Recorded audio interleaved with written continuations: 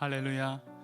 오늘도 각처에서 그리고 현장에서 수예배로 나온 모든 성도님들을 주님의 이름으로 환영하고 축복합니다. 함께 주님 마음 내게 주셔서 찬양하시겠습니다. 보소서 주님 나의 마음을 선한 것 하나 없습니다. 그러나 내 모든 것 주께 드립니다. 사랑으로 안으시고 날 새롭게 하소서. 보소서 주님 나의 마음을 선한 것 하나 없습니다. 그러나 내 모든 것 주께 드립니다. 사랑으로 안으시고 날 새롭게 하소서. 주님 마음 내게 주소서. 내 아버지 주님 마음 내게 주소서. 나를 향하신 주님의 뜻이 이루어지도록 주님 마음 내게 주소서. 보소서 주님 나의 마음을 선한 것 하나 없습니다. 그러나 내 모든 것 주께 드립니다. 사랑으로 안으시고 날 새롭게 하소서. 주님 마음 내게 주소서. 내 아버지 주님 마음 내게 주소서.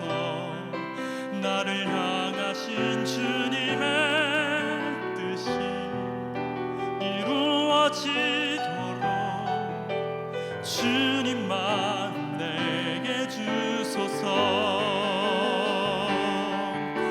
주님 마음 내게 주소서. 내 아버지 주님 마음 내게 주소서. 나를 향하신 주님의 뜻이 이루어지도록 주님 마음 내게 주소서. 약할 때 강함 대신에 나의 보배가 되신 주 나의 모든 것 주 안에 있는 보물을 나는 포기할 수 없네. 주 나의 모든 것 예수 어린 양 정귀한 이름 예수 어린 양 정귀한 이름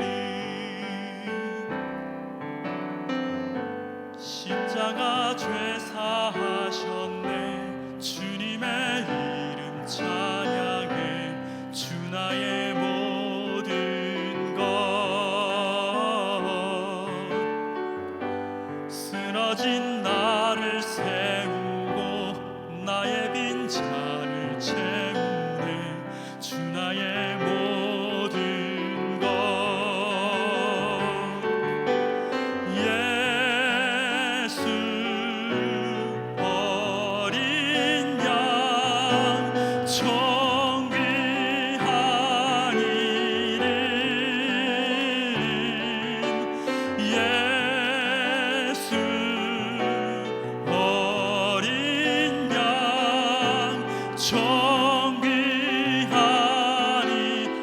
마지막으로 다시 한번 예수 어린 양, 예수 어린 양 정귀한 이름, 예수 어린 양 정귀한 이름. 다 같이 묵도하심으로 하나님께 수요 예배 올려드리도록 하겠습니다.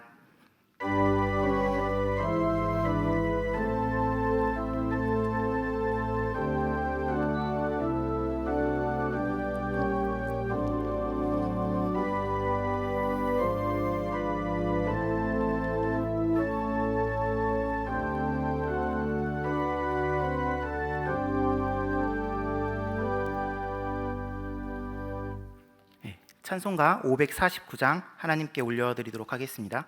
찬송가 549장입니다.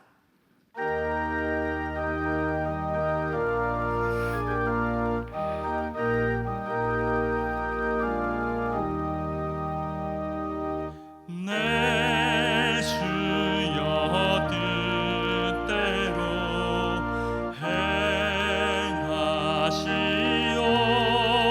행하시옵소서.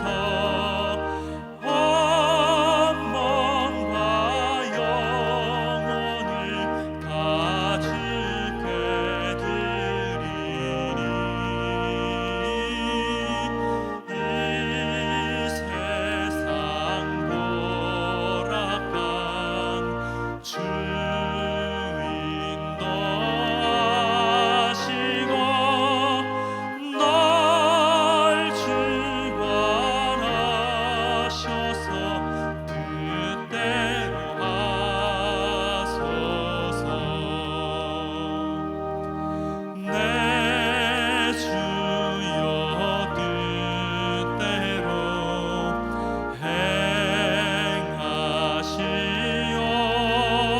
행하시옵소서. 긴 심중에도 나심게 마소서.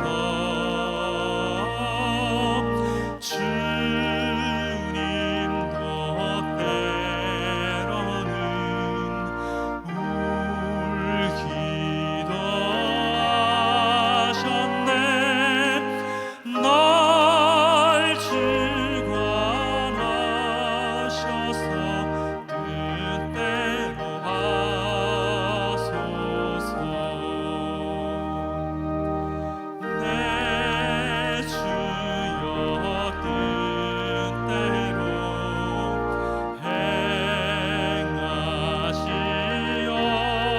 행하시옵소서. 내 모든 일들을 다 주께 맡기고 저 천성 향하여 고요히 가리니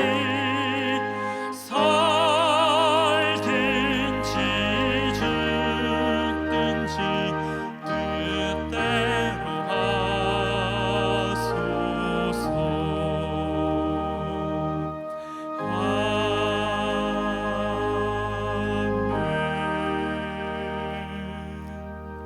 함께 기도하시겠습니다.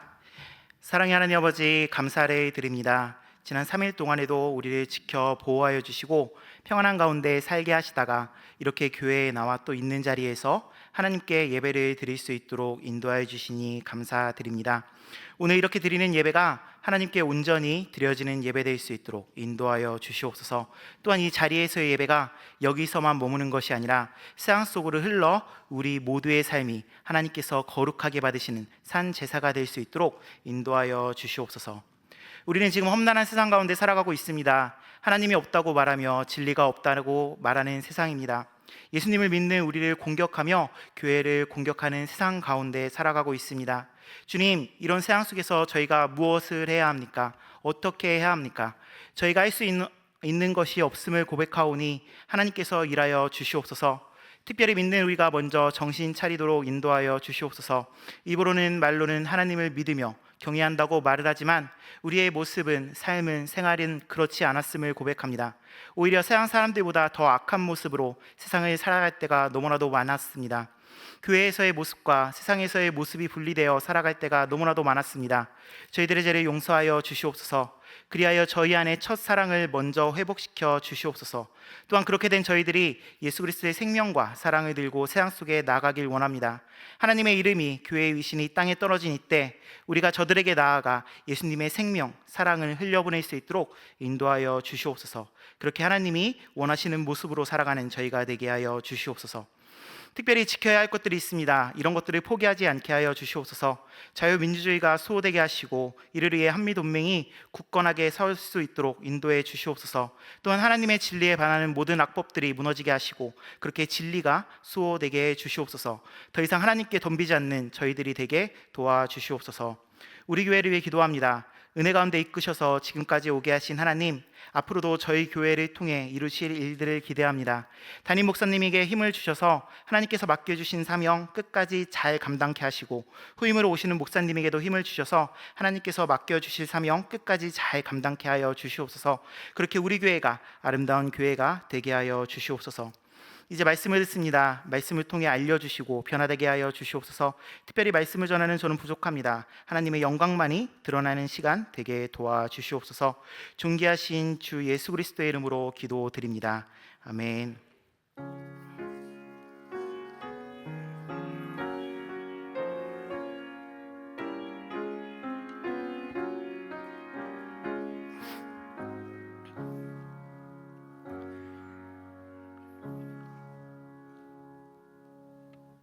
네, 교회 소식입니다.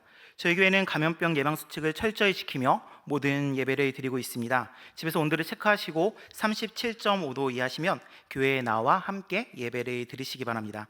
나머지 광고는 주보의 6번 교회 소식란을 살펴봐 주시기 바랍니다. 하나님의 말씀을 함께 보도록 하겠습니다. 오늘 저희가 함께 살펴볼 하나님의 말씀은 요나서 1장 4절부터 16절까지의 말씀입니다. 구약성경 1287면입니다. 저와 여러분이 한 절씩 교독하고 마지막 절은 함께 읽도록 하겠습니다. 요나서 1장 4절부터 16절까지의 말씀입니다. 제가 먼저 봉독하도록 하겠습니다. 여호와께서 큰 바람을 바다 위에 내리심에 바다 가운데 큰 폭풍이 일어나 배가 거의 깨지게 된지라. 사공들이 두려워하여 각각 자기의 신을 부르고 또 배를 가볍게 하려고 그 가운데 물건들을 바다에 던지니라. 그러나 요나는 배 밑층에 내려가서 누워 깊이 잠이 든지라. 선장이 그에게 가서 이르되 자는 자여 어찌함이냐. 일어나서 내 하나님께 구하라. 혹시 하나님이 우리를 생각하사 망하지 아니하게 하시리라 하니라. 그들이 서로 이르되 자 우리가 제비를 뽑아 이 재앙이 누구로 말미암아 우리에게 임하였나 알아보자 하고 곧 제비를 뽑으니 제비가 요나에게 뽑힌지라. 무리가 그에게 이르되 청하건대 이 재앙이 누구 때문에 우리에게 임하였는가 말하라. 내 생업이 무엇이며 내가 어디서 왔으며 내 나라가 어디며 어느 민족에 속하였느냐 하니 그가 대답하되 나는 히브리 사람이요 바다와 육지를 지으신 하늘의 하나님 여호와를 경외하는 자로라 하고 자기가 여호와의 얼굴을 피함인 줄을 그들에게 말하였으므로 무리가 알고 심히 두려워하여 이르되 내가 어찌하여 그렇게 행하였느냐 하니라. 바다가 점점 흉흉한지라. 무리가 그에게 이르되 우리가 너를 어떻게 하여야 바다가 우리를 위하여 잔잔하겠느냐 하니 그가 대답하되 나를 들어 바다에 던지라. 그리하면 바다가 너희를 위하여 잔잔하리라. 너희가 이 큰 폭풍을 만난 것이 나 때문인 줄을 내가 아노라 하니라. 그러나 그 사람들이 힘써 노래져 배를 육지로 돌리고자 하다가 바다가 그들을 향하여 점점 더 흉흉함으로 능히 못한지라. 우리가 여호와께 부르짖어 이르되 여호와여 구하고 구하오니 이 사람의 생명 때문에 우리를 멸망시키지 마옵소서. 무지한 피를 우리에게 돌리지 마옵소서. 주 여호와께서는 주의 뜻대로 행하심이니이다 하고 요나를 들어 바다에 던짐에 바다가 뛰노는 것이 곧 그친지라. 함께 읽도록 하겠습니다. 그 사람들이 여호와를 크게 두려워하여 여호와께 제물을 드리고 서원을 하였더라. 아멘.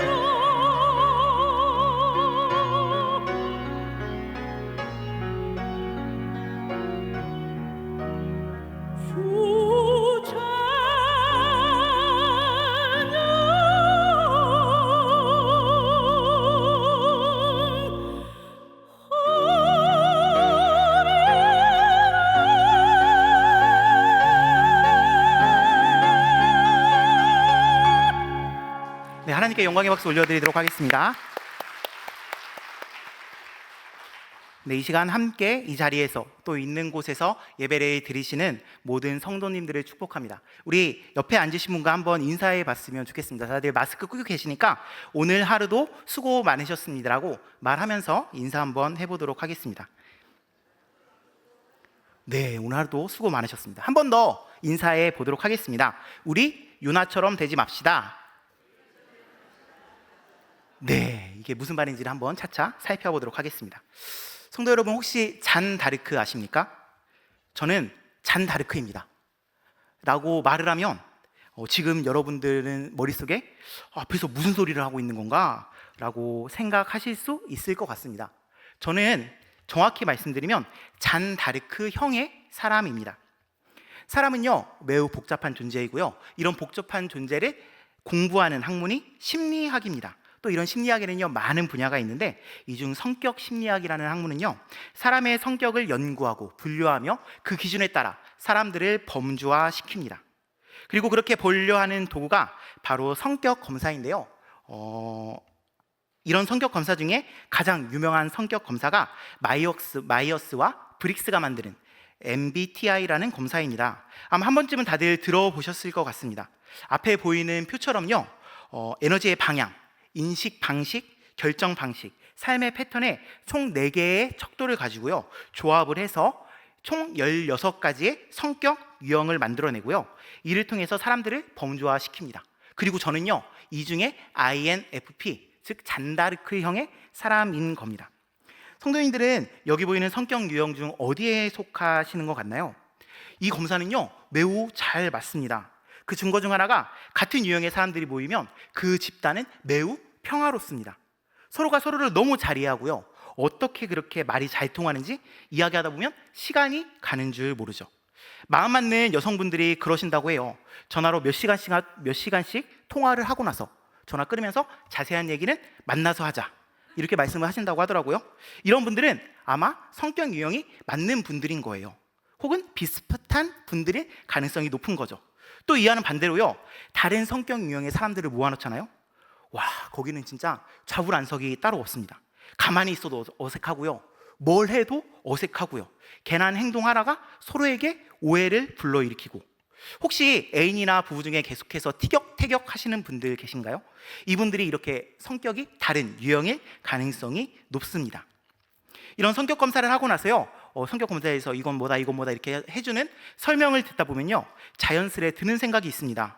어떻게 내 이야기를 그렇게 꼭 집어서 하는지, 아니 오히려 설명을 듣다 보면요, 내가 모르던 나의 모습도 발견하게 되는 것 같습니다. 그런데요, 이런 성격 검사가 나에 대해서 설명해 주는 것 말고도 우리에게 일러주는 사실이 하나 더 있습니다. 그게 뭐냐면요, 사람들은 다 불완전하다는 것입니다. 성격 유형을 살펴보면요, 단점이 없는 성격 유형은 하나도 없습니다. 장점이 있는 반면 단점도 엄청나게 많은 거죠.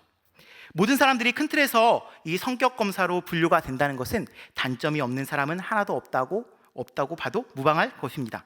아무리 대단한 사람, 뛰어난 사람이라고 해도요, 분명히 그 사람은 단점이 많은 불완전한 존재입니다. 그런데 이러한 점이 오늘을 사는 우리에게만 그럴까요? 성도 여러분들, 다들 성경책 열심히 읽고 계시죠? 혹시 성경을 읽으시면서 이런 생각 해본 적 없으신가요? 저는 성경책 읽다 보면 뭔가 교만한 생각일 수도 있는데, 특히 이야기에 등장하는 인물들을 보면서 내가 이 사람보다는 나을 수 있겠는데? 내가 이 사람보다는 좀 더 훌륭한 사람이 될 수 있지 않을까? 라는 교만한 생각을 자주 하는 건 아니고 가끔씩 합니다. 왜냐하면요, 성경 속의 인물들이 저로서는 상상도 할 수 없는 일들을 하고는 하기 때문입니다.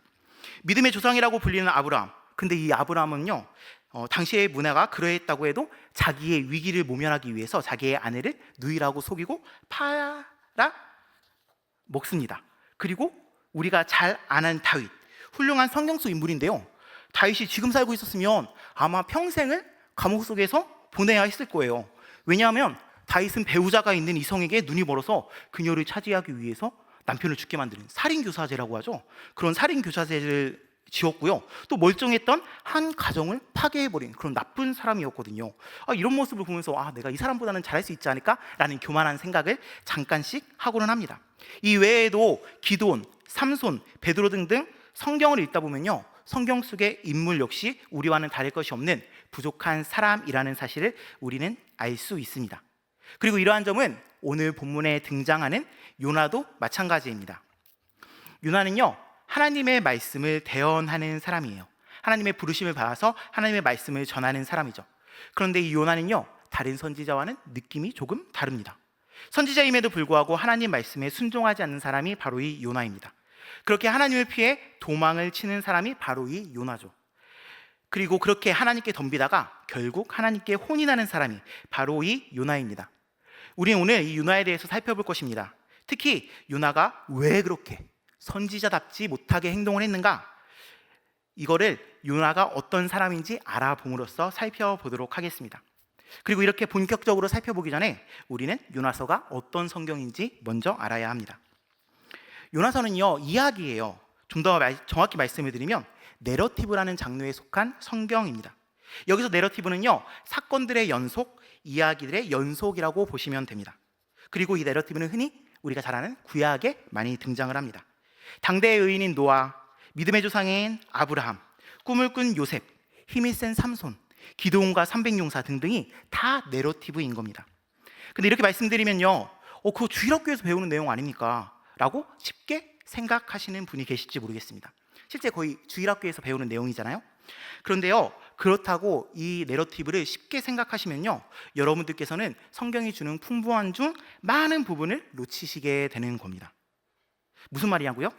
이런 내러티브로 이루어진 성경을 볼 때요, 우리는 단순히 이야기 내용에만 집중하면 안 된다는 겁니다. 내러티브는요, 이야기에 등장하는 인물들, 흘러가는 사건의 기승전결은 당연하고요, 그 인물들 둘러싼 상황, 환경, 문법 장치들, 또 등장인물들이 하는 표현, 그들에 대한 나레이터의 평가 등등 많은 것들을 신경 쓰면서 보셔야 합니다. 그리고 당연히 오늘 본문 역시 그렇게 살펴보셔야 해요. 여기 계신 분들 중에 이 요나의 이야기 혹시 모르는 분 계신가요? 있으시면 손 한번 들어보시겠어요? 아마 아무도 없으시겠죠.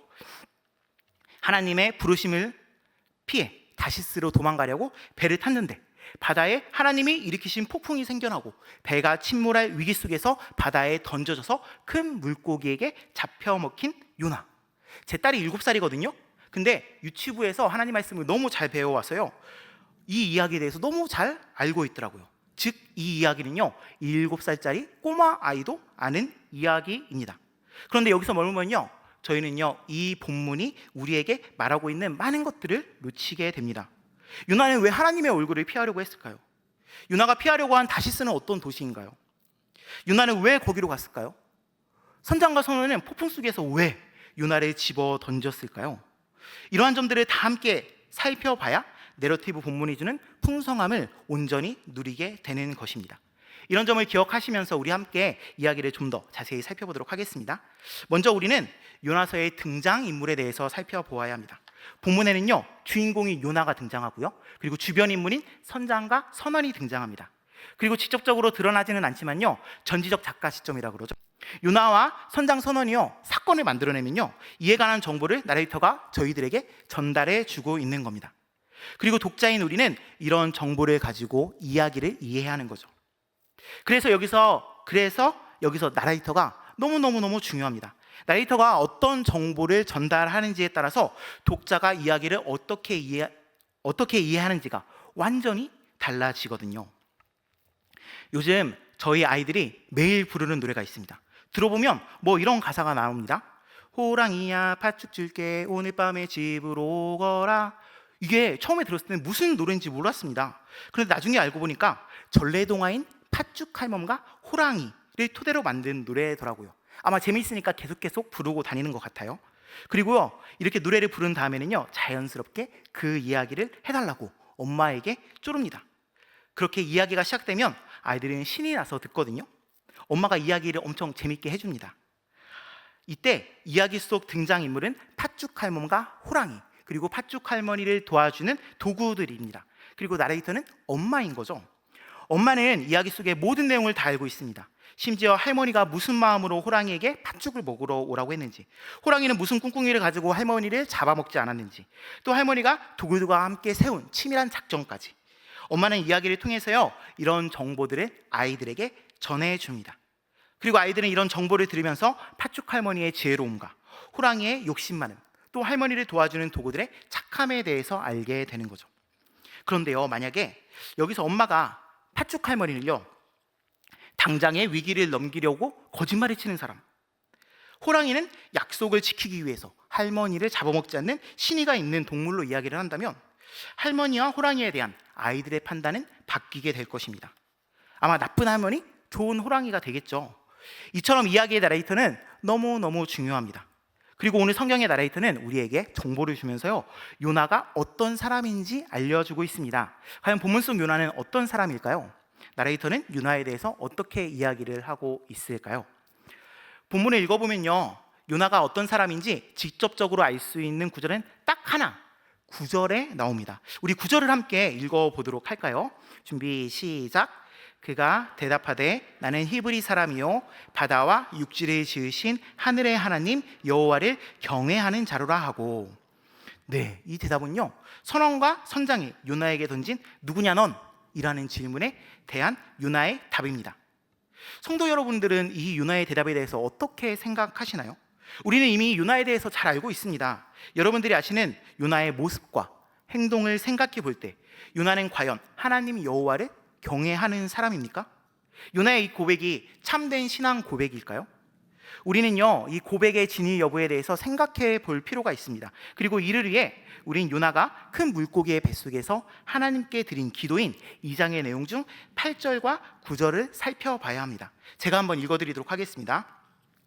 거짓되고 헛된 것을 숭상하는 모든 자는 자기에게 베푸신 은혜를 버렸사오나 나는 감사하는 목소리로 주께 제사를 드리며 나의 서원을 주께 갚겠나이다. 구원은 여호와께 속하였나이다 하니라. 네, 이 구절은요, 거짓되고 헛된 것을 숭상하는 자, 즉 헛된 신을 섬기는 이방인들과 요나 자신을 비교하는 말입니다. 근데 이거 번역이 조금 모호하게 되어 있어요. 총신대학교 신대원의 박철원 교수는요, 이를 직접적으로 이렇게 번역을 합니다. 이건 같이 한번 읽어볼까요? 준비 시작. 거짓되고 헛된 것을 숭상하는 모든 사람들은 그러나 나는 그렇지 않습니다. 나는 감사하는 목소리로 하나님께 제사를 드리며 나의 서원을 하나님께 갚겠습니다. 구원은 하나님께 속하였습니다. 무슨 말씀이신지 좀 감이 오시나요? 요나는 지금 이야기를 하고 있는 겁니다. 이방인들은 자기들이 섬기는 신을 쉽게 버린다고 말이죠. 그러나 나는 그렇지 않다고 말을 하고 있는 거예요. 나는 하나님만을 믿고 따르는, 하나님을 경외하는 하나님의 사람이라고 이야기를 하고 있는 겁니다. 즉 스스로의 신앙에 대한 확고한 믿음이 요나에겐 있었던 거죠. 또 이런 관점에서 봤을 때요, 본문 9절에 나오는 요나의 고백은 거짓이 아닙니다. 적어도 요나 스스로에게는 말이죠. 모든 것을 다 알고 이야기하는 나레이터는 이런 요나의 생각과는 조금 다르게 우리들에게 말을 합니다. 본문에서 나레이터는 독자인 우리들에게 많은 정보를 다양한 방식으로 전해주고 있거든요. 그리고 이를 통해서 우리는 나레이터가 요나를 어떻게 평가하는지 알 수 있습니다. 그렇게 제공되는 다양한 정보와 방식 중에서 저는 오늘 단어와 등장인물에 집중해서 본문을 한번 살펴보려고 합니다. 그리고 그 시작은 바로 1절부터 3절에 나오는 내용입니다. 오늘 본문 앞부분 1에서 3절을 읽어보면요, 나레이터는 독자들에게 요나를 향한 하나님의 부르심과 그런 하나님을 피하는 요나의 도망이라는 두 가지 정보를 제공을 해줍니다. 2절부터 한번 볼까요? 하나님께서는 너는 일어나 니느웨로 가서 외치라고 요나를 부르십니다. 니느웨로 가서 심판의 선언을 하라고 부르시는 거죠. 그런데요, 요나는 이런 하나님의 명령에 따르지 않습니다. 3절의 내용인데요, 나레이터는 요나가 여호와의 얼굴을 피해 욥바로 내려가 다시스로 도망가려고 한다는 사실을 우리들에게 알려줍니다. 다들 아시다시피 니느웨는 이스라엘의 동쪽에 있는 큰 도시였어요. 하나님이 가라고 하신 곳이었죠. 그런데요, 요나는요, 하나님이 가라고 하신 그 니느웨로 가기는커녕 오히려 그 반대인 서쪽에 있는 다시스라는 곳으로 가려고 합니다. 이 다시스가 어디에 있는 도시인지에 대해서는 학자마다 의견이 분분한데요, 사실 우리는요, 다시스가 어디에 있는 도시인지가 아니라 어떤 의미를 가진 도시인지에 초점을 맞춰야 합니다. 과연 다시스는 어떤 곳이었을까요? 이에 대해서 잘 설명하고 있는 성경이 이사야 66장 19절 말씀인데요, 한번 색칠되어 있는 부분만 읽어보도록 하겠습니다. 준비 시작. 나의 명성을 듣지도 못하고 나의 영광을 보지도 못하는 먼 섬들로. 네, 다시스는요 이렇게 하나님을 알지도 못하고 하나님의 영광을 보지도 못한 곳이었습니다. 그리고 요나가 이런 곳으로 하나님을 피해 도망가려고 하는 거예요. 이게 하나님께서 직접 부르심을 받은 선지자가 선택한 행동입니다. 이상하죠? 이렇게 요나는 배를 타고 하나님을 피하기 위한 도망을 시작합니다. 위에서 살펴봤던 요나의 자기 고백과는 완전히 반대되는 모습으로 말입니다. 이제 요나는 배를 타고 다시스로 출발을 해요. 그런데 이 여행은요 처음부터 위험에 처합니다. 하나님이 큰 바람을 바다에 내리셨기 때문입니다. 4절인데요 함께 읽어보도록 하겠습니다. 여호와께서 큰 바람을 바다 위에 내리심에 바다 가운데 큰 폭풍이 일어나 배가 거의 깨지게 된지라. 사실 우리가 읽는 성경은요 큰 바람을 내리시다로 의역이 되어 있는데요, 좀 더 정확히 원문에 가깝게 번역을 하면요 이거는 하나님께서 큰 바람을 바다에 던지셨다입니다. 그리고 이때 사용된 던지다라는 단어가 바로 히브리어로 툴이라는 단어예요. 그런데 재미있는 사실은요 이 단어가 요나서에서 오직 우리가 읽은 본문 4절에서 16절까지 여기에만 4번 반복적으로 등장을 한다는 겁니다. 성경에서요 이렇게 단어가 반복된다는 것은요 매우 중요한 의미를 가지는 경우일 가능성이 높거든요. 물론 여기에서도 그렇습니다. 하나님은요 큰 바람을 바다에 던지셨어요. 즉 툴하신 거죠. 그래서 폭풍이 몰아치고요 배가 거의 깨지게 되었습니다. 이렇게 하나님이 툴하신 바람으로 인해서 배에는 난리가 납니다. 배에 타고 있는 선장과 선원들은요 살기 위해서 자기들이 갖고 있던 짐을 바다로 다 던져버리며, 즉 툴하며 살기 위해서 이모저모로 애를 씁니다. 그런데 이렇게 노력하는 모든 이들과 비교되게 딱 한 명만 조금 이상한 행동을 합니다. 누구일까요? 이야기의 주인공인 요나이겠죠. 요나는요 배 위에서 일어나는 일이 자신과는 상관없는 일이라는 듯이 배 아래로 내려갑니다. 그리고 가서 깊은 잠에 빠집니다. 그런 요나를 보면서 선장이 말을 합니다. 야, 너는 어떻게 이런 상황에서 잠을 잘 수가 있냐? 사람이 할 수 있는 것은 다 했으니까 이제 네가 믿는 하나님한테 기도라도 좀 해봐라. 그렇게 말이죠. 그리고 그 후에 선왕과 선장은요 도대체 왜 상황이 이렇게 된 것인지, 이 재앙이 왜 우리에게 닥쳐왔는지 알기 위해서 제비를 뽑습니다. 그리고 그 결과 우리가 잘 알듯이 요나가 뽑히게 됩니다. 이제 선왕과 선장들은 요나에게 묻습니다. 이 재앙 왜 온 거야? 너는 도대체 누구야? 라고 말이죠. 그리고 이에 대한 대답이 우리가 앞에서 살펴봤던 9절에 나오는 요나의 자기 고백인 겁니다. 이제 바다는 점점 더 거칠어져 갑니다. 그리고 발이 동동 구르던 선장과 선원은요 요나에게 어떻게 해야 이 바다를 잠재울 수 있는지 묻습니다. 그에 대한 요나의 대답은 간단한데요 12절에 나옵니다. 우리 한 번에 색깔 있는 부분만 읽어보도록 할까요? 준비 시작. 그가 대답하되 나를 들어 바다에 던지라. 네, 요나는요 자기를 바다에 던지라고, 즉 툴하라고 이야기합니다. 여러분께서 만약 선장이시고 선원이시라면 이런 상황에서 어떻게 하셨겠습니까? 저 같으면요 냉큼 요나를 들어서 바다로 훅 던져버렸을 거예요. 그런데요 선장과 선원은 그런 말이 듣고도 요나를 바다로 툴하지 않습니다. 오히려 다 함께 살기 위해서 애를 쓰다가 결국 마지막에 가서야 요나를 바다로 툴하고 맙니다.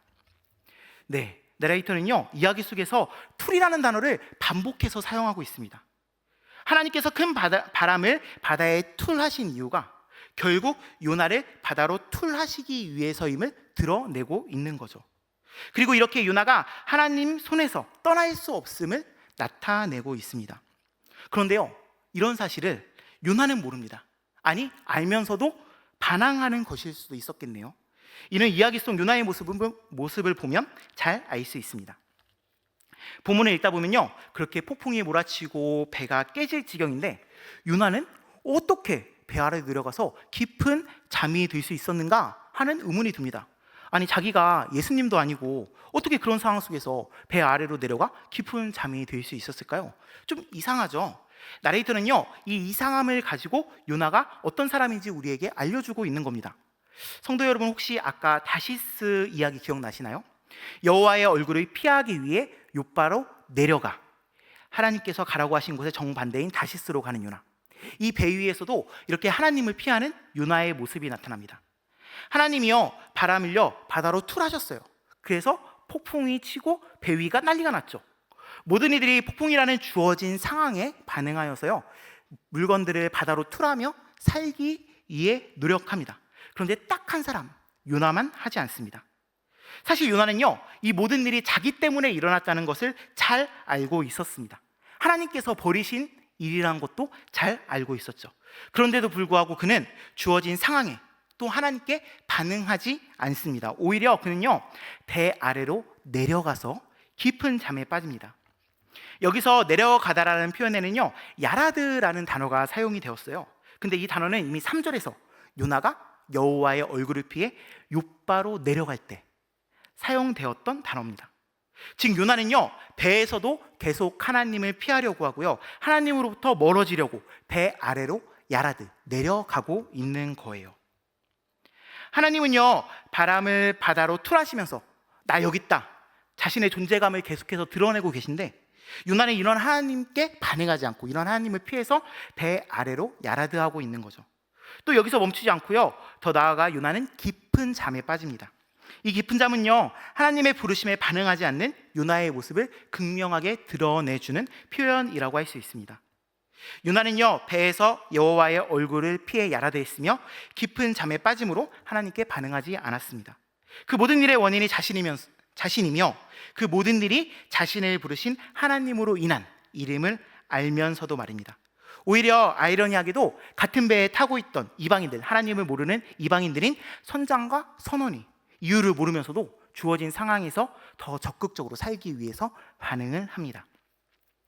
우리가 지금까지 살펴본 정보들은요, 하나님으로부터 도망가려는 불충한 요나의 모습을 잘 드러내고 있습니다. 그리고 이제 나레이터는 이야기 속의 두 등장인물인 요나와 선장 선원을 비교하면서 이런 요나의 불충한 모습에 대해 좀 더 적나라하게 드러내줍니다. 본문을 보면요, 선장과 선원은 하나님을 모르는 이방인들이었습니다. 그런데 그런 그들이 변합니다. 요나가 배에 타고 하나님이 바람을 바다에 툴하시고 그렇게 배가 난리가 났을 때 그 배 안에서 그들은 두려워했습니다. 여기서 두려워하다는 야레라는 단어가 사용이 되는데요, 그들이 이렇게 야레한 이유는 분명합니다. 폭풍 때문에 그런 거예요. 그들이 통제할 수 없는 상황에 대한 그냥 통상적이고 막연한 두려움, 5절에서 사용된 두려움, 야레는 이런 두려움이었습니다. 그런데 이런 그들의 야레가요, 10절에 가면요, 좀 더 구체화되고 실체화됩니다. 여기서 그들은 요나가 하나님의 얼굴을 피해 도망하고 있다는 이야기를 들었고요, 그래서 그들은 알게 되었습니다. 이 모든 일이 요나로 인해서 말미암았으며 요나가 믿는 여호와라는 신에 의해서 일어나는 일이라는 것을 말입니다. 그래서 그들은 야레합니다. 5절에서의 야레와는 달려 이 10절에서의 야레는요, 좀 더 구체화되고 실체화된 두려움입니다. 이전에 통상적이고 막연한 두려움에서 더 발전한 두려움인 것이죠. 그리고 이 야레가 방점을 찍는 부분이 바로 16절입니다. 요나를 바다로 투라고, 그러니까 집어 던지고 나서 바다가 감쪽같이 잔잔해졌습니다. 선장과 선원들은 그러한 광경들을 목격하면서 우와, 하나님이 정말 참 여호와이시구나 라는 것을 깨닫고 여호와 하나님을 크게 야레, 즉 두려워합니다. 그리고 그런 하나님께 제물을 드리고 서원을 하죠. 여기서의 야레는요, 여호와라는 구체적인 대상에 대한 야레이며 이전과는 비교할 수 없을 정도로 커진 발전된 두려움입니다. 여호와를 두려워하다로 개역 성경에는 번역이 되어 있는데요, 이거는 두려워하다가 아니라 그냥 여호와를 경외하다로 바꿔도 하등 문제가 없을 정도입니다. 근데요, 놀라운 사실은요, 이 야레라는 단어가 또 앞에서 한번 쓰였다는 점이에요. 9절에서 저희가 살펴본 요나의 고백, 즉 여호와를 경외하라는 자라는 말에 경외가 바로 이 야레입니다. 이게 무엇을 의미할까요? 처음에는요, 하나님을 몰랐던 이방 선원들이 이제 하나님이 누군지 알게 되었습니다. 그리고 하나님을 야레, 즉 여호와로 경외하게 되었습니다. 이는요, 요나의 야레, 그러니까 요나가 한 고백 속의 야레, 경외와는 차원이 다른 거예요. 왜냐하면요, 요나의 야레는 내가 그렇다고 생각하고 내가 그렇다고 주장하는 야레, 경외인데, 이방 선원들의 야레는 나레이터가 확증하는 정말 확실한 그런 경외이기 때문입니다. 이런 비교를요, 요나와 선장 선원에 대한 비교를 우리는 그들이 사용하는 신명의 변화를 통해서도 살펴볼 수 있거든요. 여기서 신명은요, 하나님을 칭하는 이름입니다. 우리가 쓰는 한글에도요, 보편적으로 사용되는 뭐 신이 있고 하나님이 있고 여호와가 있고 이렇게 많이 신들을 부르는 호칭이 있잖아요. 히브리어에도 마찬가지입니다. 그리고 요나서에는요, 이런 신명이 요나서 4장밖에 안 되는데 엄청 많이 나와 있습니다. 즉, 이 신명도요, 나레이터가 우리에게 정보를 전달하기 위한 장치인 거예요. 요나에서의 신명은요, 신지식, 즉 하나님에 대한 지식의 정도를 알려주는 매우 중요한 지표입니다. 하나님이 참 하나님 되심을 아는 이들은요, 하나님을 부를 때 여호와라고 부릅니다. 하나님이 아닌 일반적인 신을 부를 때는요, 엘로힘이라는 단어를 쓰고요. 그리고 여호와와 엘로힘의 중간, 어중간하게 하나님에 대해서 알 때는 하엘로힘이라는 단어를 사용합니다. 그리고 우리는 이런 신명을 어떻게 사용했는지 살펴보면요, 우리가 그 사람이 하나님을 어떻게 생각하는지 살펴볼 수 있습니다. 5절과 6절에서는요, 선원과 선장이 신과 하나님에 대해서 말을 하는데 여기에서는 엘로힘이라는 단어가 사용이 되었습니다. 즉, 여기서 선원과 선장은요, 하나님이 누구신지 모르는 거예요. 그저 그런 보통 신인 거죠. 그런데요, 그런 이들이 변합니다. 요나의 고백으로 인해서 말이죠. 9절에 있는 요나의 고백을 통해서 선원과 선장은 하나님에 대해서 알게 되었습니다. 그들의 신지식이 발전을 한 거예요. 그리고 그 결과 그들은 14절에서 하나님을 더 이상 엘로힘이라고 부르지 않고요, 여호와라고 부릅니다. 그리고 그들의 신지식의 발전은 16절에서도 방점을 찍거든요. 14절에서 여호와가 누구신지 알게 된 그들은 이후 요나가 바다에 던져진 뒤 바다가 잠잠해지는 것을 보면서 여호와가 참 하나님, 참 신이라고 인정을 하면서 그분을 경외하게 된 것입니다. 그렇게 9절에 나오는 요나의 고백이 이 이방 선원들의 고백이 되었습니다. 바다와 육지를 지으신 하나님 여호와가 그들의 여호와가 되셨습니다. 이렇게 선장과 선원들은요, 하나님이 누구신지 몰랐지만 시간이 흐르고 상황의 변화를 겪으면서 결국 하나님이 여호와이심을 인정하며 경외하게 되었습니다. 그러면 요나는 하나님을 어떻게 부를까요? 요나는요, 1장부터 3장까지 처음부터 일관되게 하나님을 여호와라고 불러요. 당연합니다. 히브리 사람이고 선지자이니까요. 그런데 4장, 저희가 잘 아는 박넝쿨 이야기에서부터 요나가 하나님을 부르는 호칭, 신명이 점점 바뀌어 갑니다. 그리고 이를 통해서 요나의 정체가 드러나기 시작합니다. 우선 4장 6절입니다. 여기서는 여호와라는 표현이 사용되었습니다. 즉 하나님은 여호와, 참 신이신 거죠. 그런데요, 바로 다음 절인 7절에서 하나님은 여호와가 아니라 하엘로힘, 그 신으로 표현이 됩니다. 퇴보한 거예요. 그리고 그 다음 구절인 8절 9절에서는요, 하나님이 여호와가 아니라 엘로힘이 되어버리셨습니다. 요나의 신지식, 원래는 하나님이었는데 엘로힘이 되어버리신 거죠. 요나의 신지식이 퇴보해버린 겁니다. 나레이터는 이런 비교를 통해서 우리에게 무슨 말을 하고 싶었던 것일까요? 9절의 고백을 통해서 알 수 있듯이 요나는 이미 하나님이 누구신지 알고 있었습니다. 하나님이 자신을 부르시기 전부터 말이죠. 또 위에서 살펴보았듯이 스스로의 신앙, 믿음에 대한 확고한 확신도 가지고 있었습니다. 그러나 스스로의 고백과는 다르게요, 본문에서의 그의 모습은 하나님을 경외하는 사람이 아닙니다. 하나님의 부르심에 불순종했고 하나님의 명령을 어겼고 하나님의 얼굴을 피해 하나님이 보이지 않는 곳으로 도망치려 했습니다. 드러나는 정황만 그런 것도 아니에요. 모든 것을 다 아는 나레이터는요, 본문의 여러 요소들을 통해서 우리에게 말을 하고 있습니다. 요나는 여호와를 경외하는 자가 아니다라고 말이죠. 오히려 하나님을 모르는 이방인인 선장과 선원이 진짜 여호와를 경외하는 사람이다 라고 말을 하고 있는 거예요. 요나는요, 스스로 이 말이 나레이터가 하고 싶은 말, 우리에게 전해주고 싶은 말이거든요. 요나는 스스로 자신이 하나님을 잘 경외하는 사람, 하나님을 잘 믿는 사람이라고 이야기를 하고 있지만 이는 요나 혼자만의 생각이었고요, 요나 혼자만의 착각이었습니다. 사실 요나는 여호와를 경외하는 사람이 아니었습니다. 선지자임에도 불구하고 이방 선원보다 하나님을 경외하지 못하는 사람이었습니다. 그리고요, 저는 이런 요나를 확증 편향에 빠진 사람이라고 평가하고 싶습니다. 혹시 확증 편향이라는 말 들어보신 적 있으신가요? 좀 생소하실 것 같은데요, 영상을 하나 잠깐 보시도록 하겠습니다. 이 영상을 보시면서 흰옷 입은 사람이 농구공을 몇 번이나 패스하는지 한번 세어보시기 바랍니다. 네, 이 영상을 처음 본 분들은요, 보통 고릴라를 보지 못해요. 저도 맨 처음 봤을 때 고릴라가 나오는지도 몰랐거든요. 근데 알고 보면 고릴라가 보이기 시작하는 거죠. 고릴라를 알고 있다고 하더라도 영상 밖으로 사람이 나가는 거 못 보거든요. 근데 말씀을 드리면 알 수가 있습니다. 이거는요, 무주의 맹시에 관한 실험이에요. 쉽게 말씀을 드리면요, 주의를 기울이지 않으면 보이지 않는 것에 대한 그런 걸 살펴보는 실험인 거예요. 근데 이와 비슷한 것이 바로 확증 편향입니다.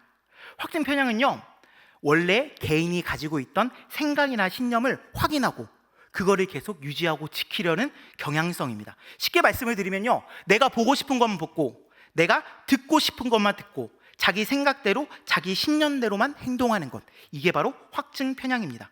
그리고 요나가 바로 이 확증 편향에 빠진 사람이었습니다.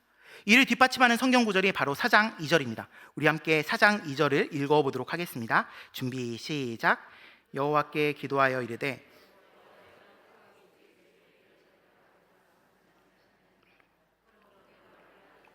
도망하였사오니 주께서는 은혜로우시며 자비로우시며 노하기를 더디하시며 인애가 크시사 뜻을 돌이켜 재앙을 내리지 아니하시는 하나님인 줄을 내가 알았음이니이다. 아멘.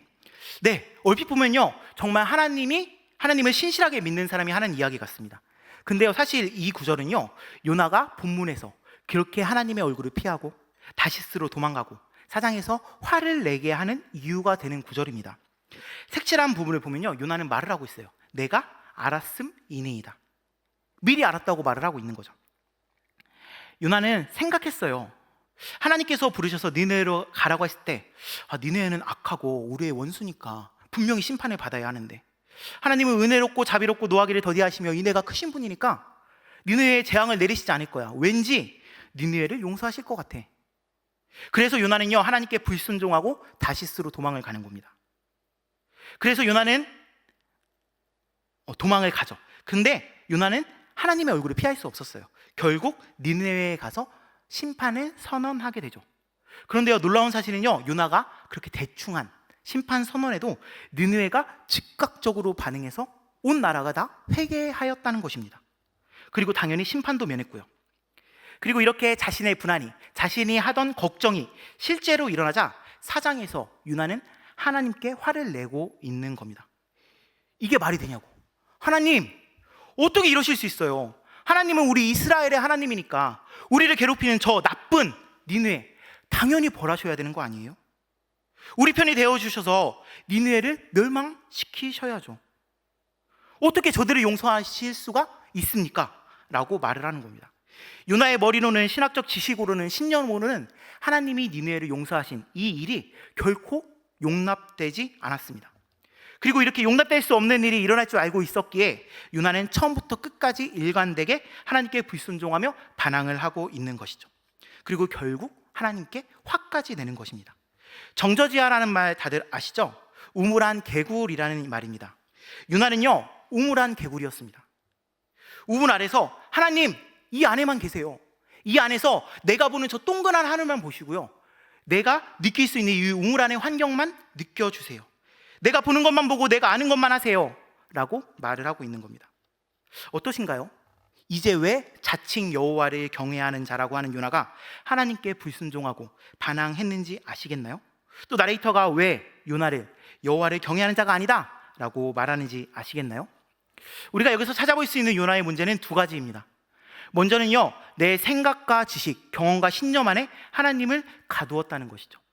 그리고 이렇게 내 안에 가둬버린 하나님을 진짜 하나님으로 생각하고 이에 벗어나는 모습, 내가 기대하지 않는 모습이 나타나면 감히 하나님께 불순종하고 반항하며 비판하고 화를 내기까지 했다는 것이 두 번째 문제입니다.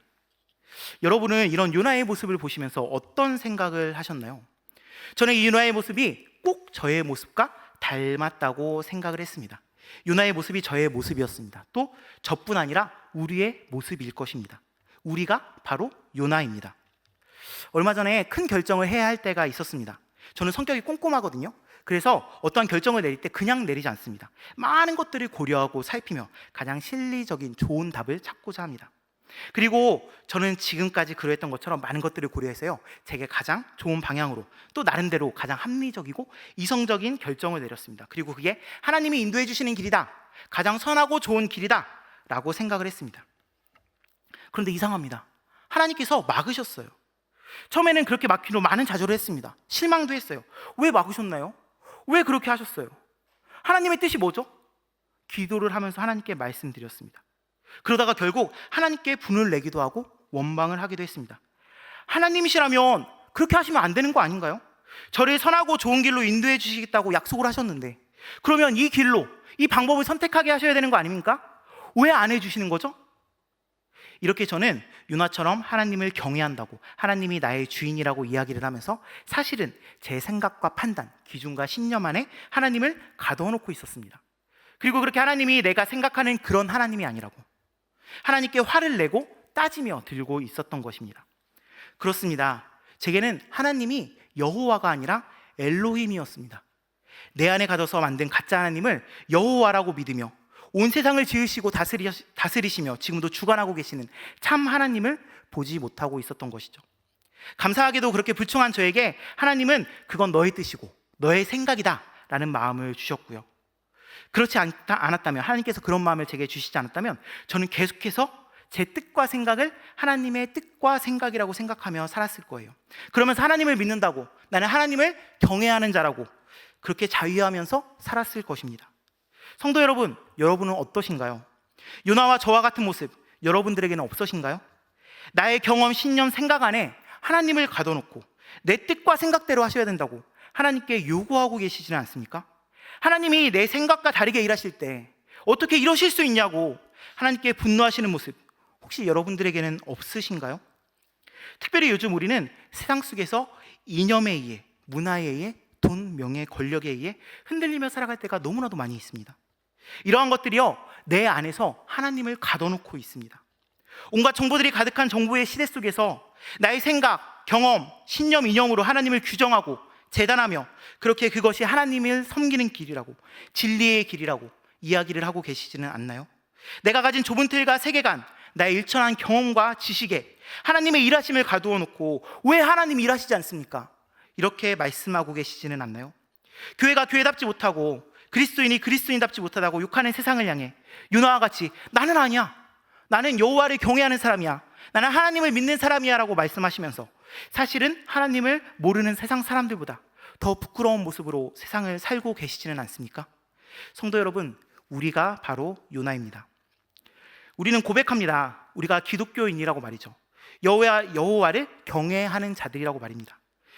우리의 그러한 고백이 그냥 내 안에 경험과 생각, 사고 안에 갇혀있는 고백이 아니게 되길 기도합니다. 내 알량한 경험과 지식, 좁고 좁은 세계관 안에 갇혀있는 고백이 아니게 되기를 기도합니다. 내 신념과 이념, 사상에 갇혀있는 고백이 아니게 되기를 기도합니다. 우물 한 개구리는요, 하늘이 얼마나 큰지, 바다가 얼마나 큰지 절대 알 수 없습니다. 마찬가지로 나라는 좁은 틀 안에 하나님을 가두게 되면요, 하나님이 얼마나 크고 위대하신 분인지 우리는 절대 알 수 없습니다. 부디 하나님을 나라는 좁은 우물 안에 가두지 마시기 바랍니다. 내 안에 갇혀버린 하나님을 인해서 실망하고 좌절하고 절망하며 그렇게 내가 만든 하나님을 진짜 하나님이라고 여기는 어리석은 요나처럼 살지 않으시길 축복합니다. 하나님을 하나님으로 인정하시고요, 그렇게 크고 위대하신 하나님을 온전히 경험하시는 모든 성도님들 되시길 예수 그리스도의 이름으로 축복합니다. 우리 같이 찬양 드리도록 하겠습니다.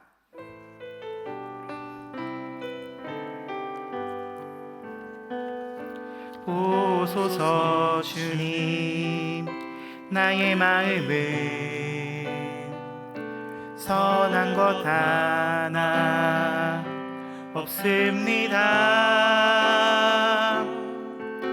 그러나 내 모든 것 주께 드립니다. 사랑으로 안으시고 날 새롭게 하소서. 주님 마음 내게 주소서. 내 아버지 주님 마음 내게 주소서. 나를 향하신 주님의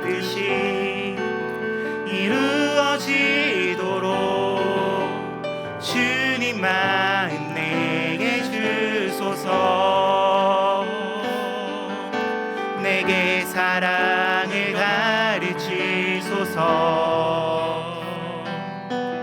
당신의 마음으로 용서하게 하소서. 주의 성령 내게 채우사 주의 길 가게 하소서. 주님 당신 마음 주소서. 주의 성령 내게 채우사 주의 길 가게 하소서.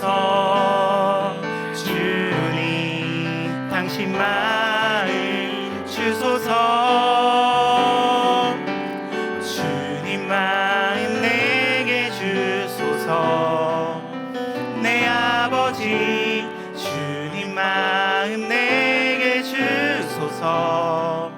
나를 향하신 주님의 뜻이 이루어지도록 주님 마음 내게 주소서. 여러분 기도하시겠습니다. 사랑의 하나님 아버지, 감사를 드립니다. 오늘도 이렇게 하나님께 예배를 드리고 말씀을 통해서 알려주시며 은혜 받게 하여 주시니 감사를 드립니다. 들은 말씀대로 우리가 요나와 같은 사람이 되지 않게 도와주시옵소서. 입으로만 말로만 하나님을 믿는다고, 하나님을 경외한다고 떠드는 것이 아니라 우리의 삶으로 보여줄 수 있도록 인도하여 주시옵소서. 특별히 하나님을 내 안에 가두지 않길 원합니다. 우물한 개구리같이 내가 볼 수 있는 하나님만이 진짜 하나님이라고 말하는 미련한 모습을 가지지 않게 하시고, 하나님을 하나님께서 계시하신 그대로 받아들이며 그렇게 하나님의 크고 위대하심을 경험하며 살아가는 우리 귀한 성도님들 될 수 있도록 인도하여 주시옵소서. 이 시간 하나님께 올려드린 예물이 있습니다. 이 예물 하나님께서 받아주시고 원하는 기도 제목대로 하나님께서 복의 복을 허락하여 주시옵소서. 또한 이제 집으로 돌아갑니다. 가는 길도 지켜주시고 있는 곳에서 그리스도의 향기를 풍기며 살아가는 저희가 되게 하여 주시옵소서. 예수님의 이름으로 기도합니다. 주 예수 그리스도의 은혜와 하나님의 사랑하심과 성령님의 감화감동 교통하심이 오늘 함께 예배를 드린 모든 사람들 위에 이제로부터 영원까지 함께 있을지어다. 아멘.